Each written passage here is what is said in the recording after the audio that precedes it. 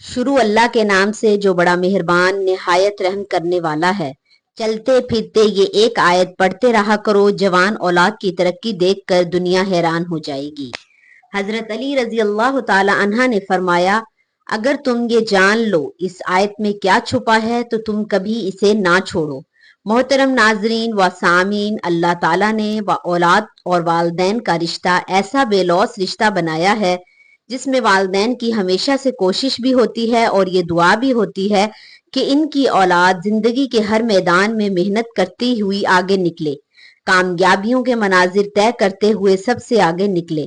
ماں باپ کی کوشش بھی ہوتی ہے اور یہ دعا بھی ہوتی ہے کہ زندگی کے ہر میدان میں ان کی اولاد زندگی کے ہر میدان میں سب سے آگے جائے، سب سے زیادہ کامیابیاں حاصل کرے، سرخرو ہو، ان کا نام روشن کرے۔ تو یہاں ایک مختصر سا قرآنی وظیفہ بتاؤں گی جو والدین کے لیے ہے، جو اپنی اولاد کی کامیابی کے لیے زندگی کے ہر میدان میں ترقی کے لیے والدین نے کرنا ہوتا ہے۔ قرآنی آیت کا مختصر سا وظیفہ ہے۔ محترم ناظرین، اولاد اللہ پاک کی بہت بڑی نعمت ہے۔ ہمارے پیارے نبی حضرت محمد مصطفیٰ صلی اللہ علیہ وسلم کہ جدہ امجد حضرت ابراہیم علیہ السلام نے اللہ سے دعا کی، پارہ 23 سورۃ الصفات آیت نمبر 100، ربی حبلی من الصالحین، اے الہی مجھے نیک اولاد دے۔ اللہ نے فرمایا فبشرہم بغلام حلیم، پارہ 23 سورۃ صفات آیت نمبر 101، تو ہم نے اسے خوشخبری سنائی ایک عقل مند لڑکے کی۔ متعدد جگہ قرآن میں اللہ نے اولاد جیسی نعمت کا ذکر فرمایا۔ سورہ مریم آیت نمبر 6، اے زکریا ہم تجھے خوشی سناتے ہیں ایک لڑکے کی جس کا نام یحییٰ ہے۔ اس سے معلوم ہوا نیک و صالح بیٹا اللہ رب العزت کی بڑی رحمت اور نعمت ہے کہ رب کریم نے اسے سورہ میں فرزند صالح کو رحمت و نعمت فرمایا۔ اس سے معلوم ہوا کہ بیٹے کی دعا کرنا سنت انبیاء ہے، مگر اس کے لیے وہ توشہ آخرت ہو۔ ہاں، بیٹی پیدا ہونے کا غم کرنا کفار کا طریقہ ہے۔ مفسرین علماء فقہ کرام فرماتے ہیں، یوں تو سبھی نعمتیں اعلیٰ ہیں، پر ایمان کی دولت و اولاد کی نعمت تمام نعمتوں میں اعلیٰ نعمت ہے۔ نعمتوں کے بارے میں فرمان الہی ہے، پارہ 13 رکوع 16 سورۃ ابراہیم آیت نمبر 33، وَاتَّقُوا مِن كُلِّ مَا سَلَمْتُمْ وَإِن تَعُدُّوا نِعْمَتَ اللَّهِ لَا تُحْصُوهَا إِنَّ الْإِنسَانَ لَظُلُومٌ کفار۔ اور تم بہت کچھ منہ مانگا دیا اور اللہ کی نعمتوں کو گنو تو شمار نہ کر سکو، بے شک آدمی بڑا ظالم ناشکرا ہے۔ تمہاری ہر قسم کی منہ مانگی مرادیں، کروڑوں نعمتیں تمہارے بغیر مانگے انعام نے عطا کی اور بہت سی نعمتیں منہ مانگے بخشی۔ ہم تمہاری ضرورتیں تم سے زیادہ جانتے ہیں، ہماری اطاعت ہمارا انعام تمہارے مانگنے پر نہیں، کیونکہ تمہارے ہر رونگٹے پر کروڑوں نعمتیں ہیں، اور جب تمہیں اپنے بالوں کا شمار نہیں تو ہماری دی ہوئی نعمتوں کا شمار کیسے ہو سکتا ہے؟ تمہاری گنتی سکون پر ختم ہوتی ہے اور وہاں سکون سے ابتدا ہوتی ہے۔ اولاد اللہ رب العزت کی بہت بڑی نعمت ہوتی ہے، اسی کام کے لیے بچوں کے بڑے ہونے کا انتظار نہ کریں، بڑے ہونے پر تو بچوں کی دعا ہو جاتی ہے جن کا بدلہ آسان نہیں۔ بچپن میں ہی عادت ڈالی جائے۔ بحیثیت مسلمان یہ ذمہ داری ہے کہ دین کے بنیادی تصورات ان میں منتقل کیے جائیں۔ اس دنیا کا ایک بنانے والا ہے، ہماری رہنمائی کے لیے ہمارے رسولوں کو بھیجنے کی رہنمائی دین کی شکل میں ہمارے سامنے ہے۔ ہمیں ایک روز اپنے رب کے حضور پیش ہو کر اپنے اعمال کا جواب دینا ہے۔ اچھے اعمال والے جنت اور برے اعمال والے جہنم میں جائیں گے۔ یہ وہ بنیادی تصورات ہیں جن کی اپنی اولاد تک منتقلی ہماری بنیادی ذمہ داری ہے۔ اچھے اخلاق کی تصورات، شرم و حیا، ایمانت و دیانت، صدقے دل اور اس جیسی دیگر صفات کو بچوں کی شخصیت کا حصہ بنانا بھی والدین کی ذمہ داری ہے۔ اس طرح معاملات گفت و شنید سے کرنا، سنی سنائی باتوں کی بجائے تحقیق کے ذریعے حقائق تک پہنچنا اعلیٰ انسانی خصلتیں ہیں۔ جیسا کہ ہم نے اوپر بیان کیا کہ آپ کا بچہ آپ سے ہی سیکھتا ہے، اس لیے بچوں میں اعلیٰ دینی، اخلاقی اور انسانی صفات پیدا کرنے کے لیے آپ کو ایسا انسان بنانا ہوگا۔ محترم ناظرین، اب چلتے ہیں وظیفے کی جانب۔ آپ نے سب سے پہلے 3 بار درود پاک پڑھنا ہے۔ ایک مرتبہ ثواب کے لیے میرے ساتھ بھی درود پاک پڑھ لیں۔ اللہم صلی علی محمد وعلی آل محمد کما صلیت علی ابراہیم وعلی آل ابراہیم انک حمید مجید۔ اللہم بارک علی محمد وعلی آل محمد کما بارکت علی ابراہیم وعلی آل ابراہیم انک حمید مجید۔ ناظرین، اگر آپ اپنی اولاد کو دنیا کے ہر میدان میں کامیاب دیکھنا چاہتے ہیں تو یہ وظیفہ آپ نے کرنا ہے۔ یہ آیت مبارکہ سورۃ الفرقان سے ہے، اور اس کو پڑھنے کا طریقہ یہ ہے کہ جب ہم فرض نماز میں فرائض پڑھتے ہیں، یعنی 5 وقت کی نماز میں ہم نے فرائض بھی پڑھنے ہوتے ہیں، सुन्नतें भी पढ़नी होती हैं, नवाफिल भी पढ़ने होते हैं। तो 5 वक्त की फर्ज नमाज में से जब हम फराइज पढ़ते हैं तो फराइज पढ़ने के बाद 3 दफा ये आयत मुबारका पढ़नी है, रब्बना हबलना मिन अजवाजिना जुर्रियातिना कुर्रतन अयनी वजअलना लिलमुत्तकीन। ए हमारे रब, हमारी बीवियों और हमारी औलाद से हमें आंखों की ठंडक अता फरमा और हमें परहेजगारों का पेशवा बना। 3 दफा ये आयत मुबारका पढ़ने के बाद जब आप दुआ मांगे तो अल्लाह ताला से दुआ करनी चाहिए कि अल्लाह ताला हमारी औलाद को अल्लाह ताला अपना फर्मा बरदार बनाए, हमारा फर्मा बरदार बनाए और जिंदगी के हर मोड़ में इनको कामयाबी व कामरानी हमारी आंखों की ठंडक बनाए और हमारे लिए सदका जारिया बनाए। अल्लाह ताला दुआओं को कबूल करने वाला है, लिहाजा आज ही से अल्लाह ताला से ये दुआ करें तो अल्लाह ताला जरूर सुनने वाला है, क्योंकि वही दुआओं को सुनना और कबूल करने वाली जात है। कामिले ईमान वाले अल्लाह ताला की बारगाह में यूं अर्ज करते हैं, हमारे रब, हमारी बीवियों और हमारी औलाद से हमें आंखों की ठंडक अता फरमा। इससे मुराद ये है कि हमें बीवियों और औलाद नेक साहले मत्तकी अता फरमा, ताकि इनके अच्छे अमाल और इनकी अल्लाह ताला और इसके रसूल सल्लल्लाहु अलैहि वसल्लम की अतात देखकर हमारी आंखें ठंडक और रोशन हो और दिल खुश हो जाए।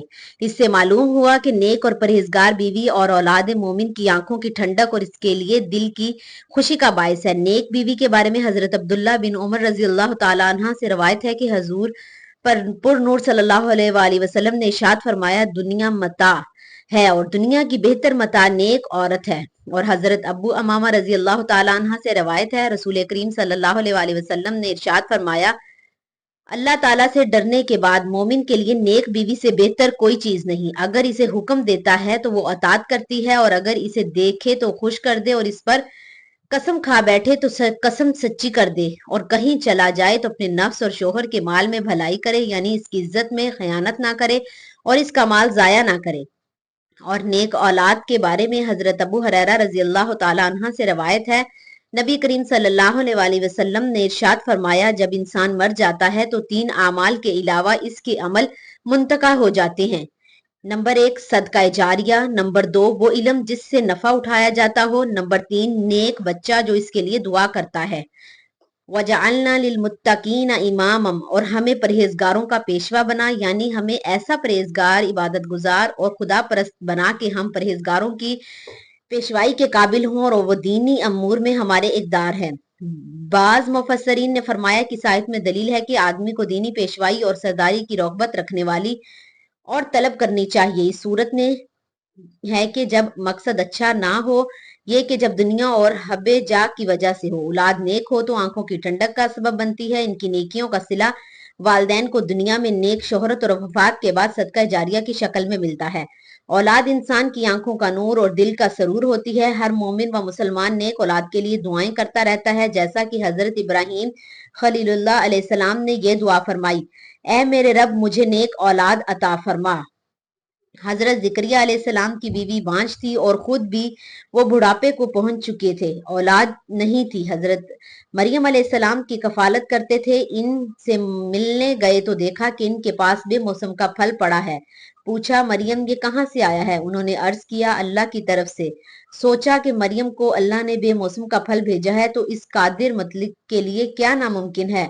फौरन दुआ की, मेरे परवरदिगार मुझे अपनी जानिब से एक पाकीज़ा औलाद अता फरमा, बेशक तू दुआएं सुनने वाला है। रहमत इलाही जोश में आई और वह अभी वहीं खड़े थे कि अल्लाह ने फरिश्ता भेजकर इन्हें बेटे की बशारत दे दी। फरिश्ते ने आकर पैगाम दिया, अल्लाह तुम्हें याहया नाम के बेटे की बशारत देता है। ये बशारत सुनकर अर्ज किया, मालिक मेरा लड़का कहाँ से होगा? बुढ़ापे ने तो मुझको ले डाला और मेरी औरत बांझ है। फरमाया, अल्लाह ताला इसी तरह जो चाहे सो करता है। हजरत जिक्रिया अलैहिस्सलाम ने भी महसूस किया कि मैं अकेला हूँ, मेरा अल्लाह के सिवा कोई वारिस या सुलभी औलाद नहीं, तो ये दुआ की, ए मेरे मालिक मुझको दुनिया में अकेला बे औलाद मत छोड़ और यूं तू सब वारिसों से बेहतर वारिस है। अल्लाह ताला ने फरमाया, फिर हमने इसकी दुआ कबूल कर ली और इसको याहया फर्जंद अनायत किया और इसकी बीवी को भला चंगा कर दिया। इनका बांझपन जाता रहा, इनके अखलाक अच्छे हो गए।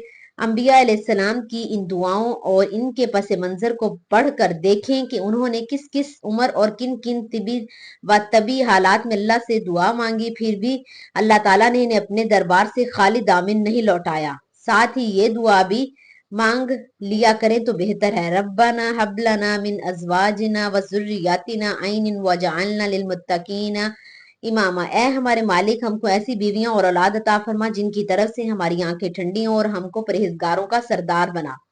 آج اولاد کی ہر خواہشمند مسلمان مرد کو یہ دعائیں یاد کر کے ان کے ذریعے اللہ تعالیٰ سے اولاد طلب کرنی چاہیے، کیونکہ یہ صرف ان کی صفت ہے اور وہی دیتا ہے۔ مزاروں، درباروں یا پیروں فقیروں، باباؤں اور سرکاروں سے اولاد طلب کرنا اللہ کی جناب میں گستاخی اور شرک ہے، جو کہ کبیرہ گناہ ہے۔ انسان اپنے بچوں کو نماز و روزے کا پابند اور سچا مسلمان بنانے کی خود مقدار بھر کوشش کرتا رہے اور اللہ سے دعا کرتا رہے۔ حضرت ابراہیم علیہ السلام نے دعا کی تھی، ربی جعلنی مقیم الصلاۃ ومن ذریتی ربنا وتقبل دعا، میرے مالک مجھ کو نماز کا پابند کر دے اور میری اولاد میں بھی سب کچھ لوگوں کو میرے مالک اور میری دعا اور میری عبادت قبول فرما۔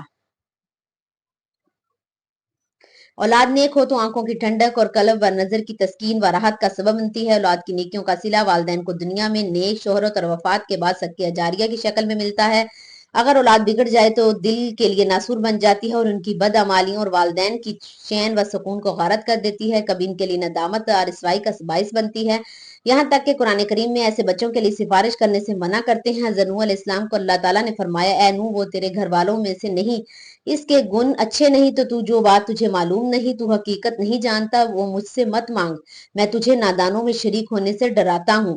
اسی لیے اللہ تعالیٰ نے ایسی اولاد کو دشمن قرار دیتے ہوئے ان سے چوکنا رہنے کی ہدایت کی ہے۔ چنانچہ فرمانے باری تعالیٰ ہے، اے ایمان والو، تمہاری بیویوں اور تمہاری اولاد میں سے بعض تمہارے دشمن ہیں، ان سے چوکنا رہو، اور ایک مقام پر اولاد کو آزمائش قرار دیا ہے، اور یہ جان لو کہ تمہارے مال اور اولاد یہی تمہارا خرابہ و آزمائش ہے، تو اللہ تعالیٰ کے پاس تم کو بڑا ثواب ملنے والا ہے۔